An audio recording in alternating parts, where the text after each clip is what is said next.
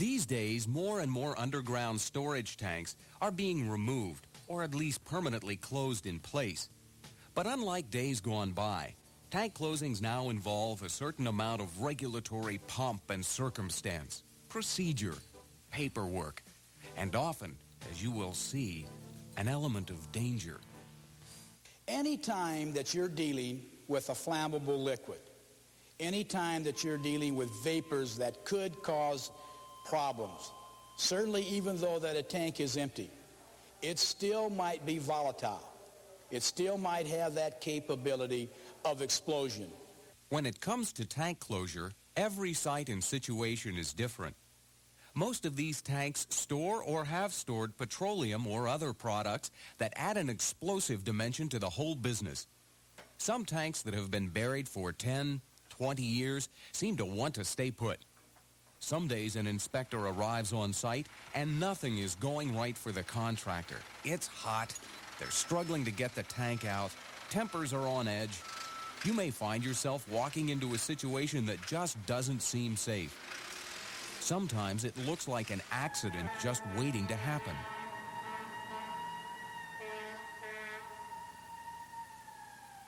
It was an accident that left 23-year-old David Stubbs of Biddeford dead and at least 3 others with injuries from burns to laceration.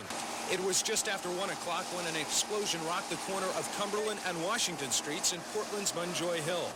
Workers from 2 companies were in the process of removing an underground gasoline tank from a station closed since December. All I can tell you, sir, what I've told everyone else, there was just some sort of explosion. I was back to the tank. I dove immediately under the pickup truck and out the other side, and then when I turned around, of course, everything was aflame. Bomb dropped over here, you know. It was a big, huge explosion, a flash of fire, the concussion, the heat, everything just blew over this way. Lucky, I guess, that the station here didn't blow up, too, because we were pumping gas at the time.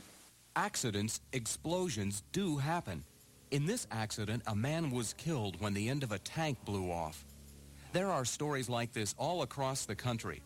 Because you are dealing with explosive vapors, potential ignition sources, open pits, and other perils, environmental and fire inspectors need to be able to recognize potential dangers, to be able to red flag, even stop a bad situation.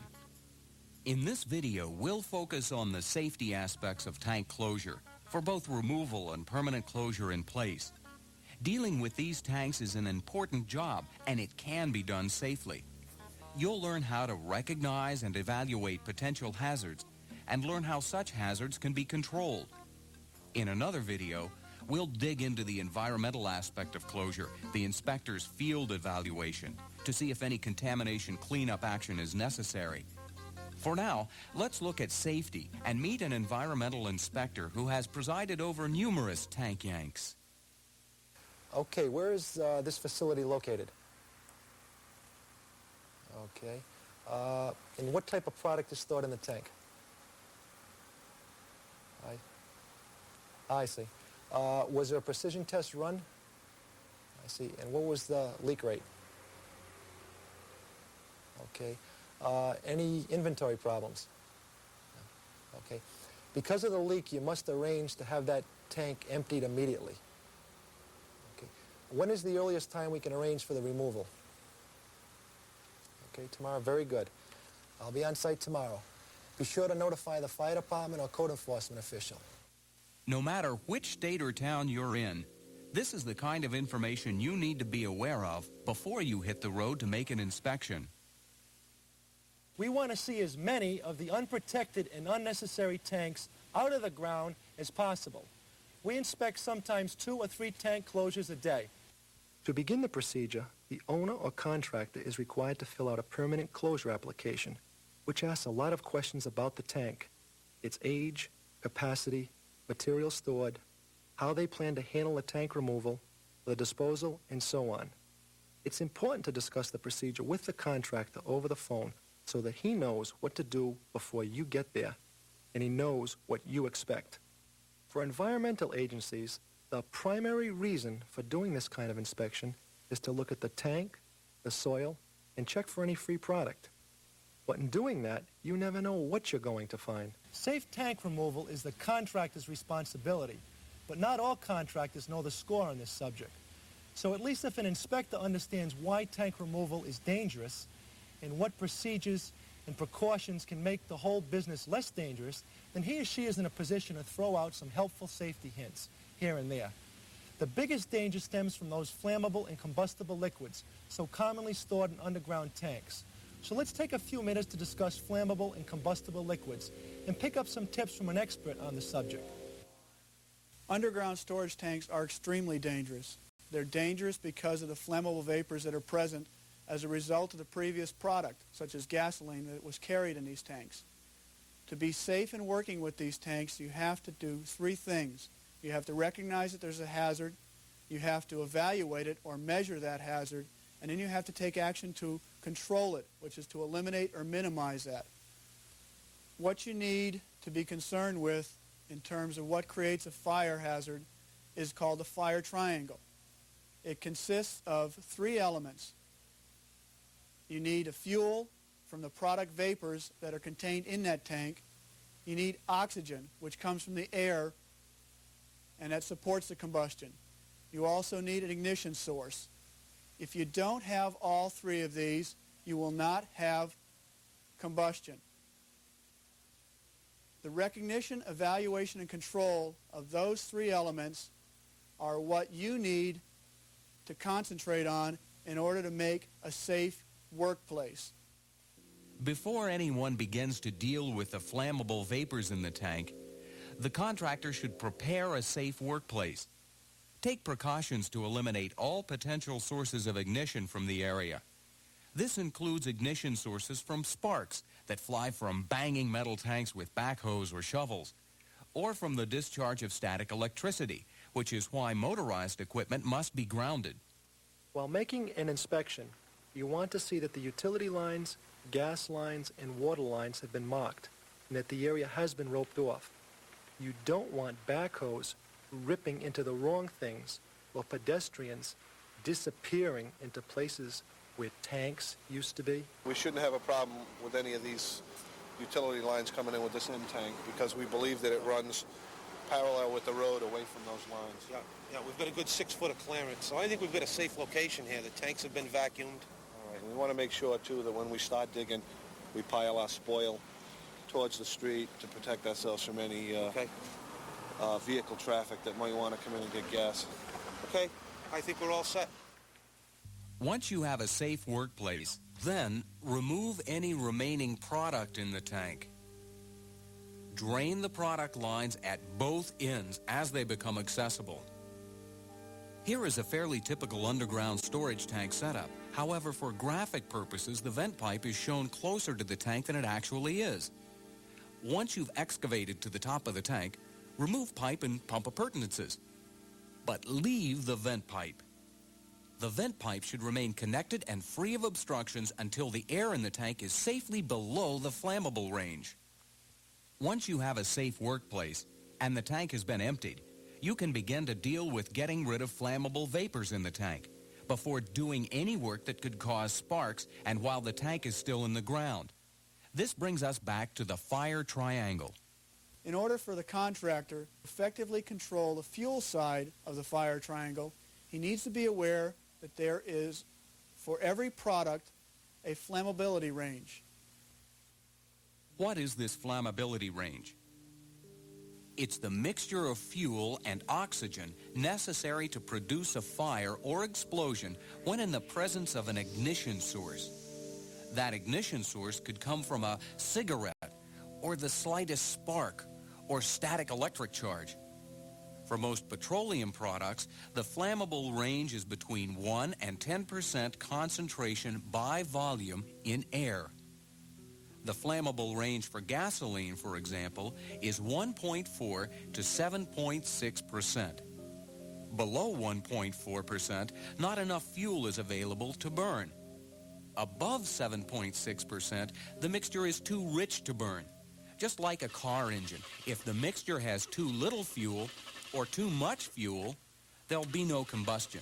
It's either too lean or too rich. So anyone in the business of handling tanks that have stored any kind of flammable or combustible liquid should know that they need to eliminate or reduce the flammable concentration in the tank before they start handling it. How is this done? The common practices for eliminating or reducing the flammable concentrations in the tank are purging and inerting. This is a subject that often seems confusing, but it's really a matter of thinking back to the fire triangle and of understanding whether you are dealing with the fuel or the oxygen side of the triangle, whether you're going to purge or inert the tank. It was quite a while before I ever realized that there was a distinction between inerting and purging, but the distinction is significant. Purging replaces the flammable vapors in the tank with air. No vapors means no fuel, which means no fire or explosion. Inerting displaces the oxygen and some of the vapors in the tank with an inert or non-reactive gas, such as nitrogen or carbon dioxide. No oxygen means no fire or explosion. Now, what about purging? When a contractor removes vapors by purging, he is ventilating the tank by either blowing air into the tank or sucking air out of the tank. This can be done by blowing the air in through a diffuser so the vapors are stirred up sufficiently to be moved out of the tank. Or by using a device called an adductor, which draws vapors out of the tank and draws fresh air into the tank. Be sure that when these vapors are vented through the adductor, they are discharged at least 12 feet above the tank. In any of these processes, dispersion of the discharged vapors is very important. Vapors must be safely vented up and away from the work area. Since the vapors are heavier than air, contractors should be monitoring the air both at ground level and inside the tank. In fact, there may be days, when it's hot and humid or when the wind is still, when the air simply won't disperse the vapors. So it makes good sense to put off working with the tank until conditions improve. During purging, it is essential that you frequently monitor the flammable concentration of the flammable vapors in the tank to be sure that your purging operation is effectively lowering the flammable concentration in the tank. To do this, you use a combustible gas indicator. And I'm not exaggerating when I say the combustible gas indicator, better known as the explosion meter, can be a lifesaver. The explosion meter measures the flammable concentration of the vapors in the atmosphere and gives a reading in terms of the lower explosive limit, commonly referred to as the LEL. The lower explosive limit is related to the lower end of the flammable range we mentioned earlier. During purging, you want to lower the flammable concentration in the tank to less than 20% of the lower explosion limit. In fact, some local codes play it safe and require a concentration of less than 10%. Explosion meter gives us an element of safety. It's our way of deciding if a tank is safe to be worked with or not. It's our barricade against an explosion. Okay, there's your basics on purging, getting the vapors out. Now, what about inerting?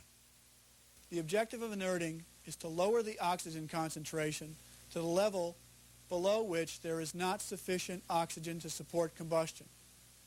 In normal air, there is 21% oxygen. 11% oxygen is a theoretical limit below which combustion will not occur. The two most common inerting procedures use dry ice, which is frozen carbon dioxide, or compressed nitrogen. When dry ice is added to the tank, it should be dispersed as much as possible. The dry ice goes through a transformation from a solid to a heavier-than-air gaseous form of CO2. This displaces the oxygen and some of the vapor product. Carbon dioxide is best applied as dry ice, a solid, rather than as compressed gas. The process of introducing bottled CO2 into the tank can create static electrical charges. You know, ignition sources. In other words, it's a lot riskier. Compressed nitrogen is an inert gas that is pumped through an opening in the tank and down toward the bottom so that it mixes and distributes throughout the tank. Inert gases should always be introduced under low pressure to avoid any generation of static electricity. To ensure that the necessary inert gas concentration has been achieved, the contractor should frequently test the tank atmosphere with an oxygen indicator. This instrument measures the amount of oxygen in the tank space. For inerting purposes, it should be calibrated at the lower end of its scale. Common practice is to get the oxygen down to 8% or lower to play it safe. Due to the lack of oxygen, an inert tank should not be entered unless specific safety precautions are followed. Even in the best of circumstances, tank entry is dangerous business. So, that's inerting, replacing oxygen with a non-reactive gas. And the purge replaces the vapor with air. Water can also be used to remove oxygen and vapors. The residual product floats to the top and is pumped off.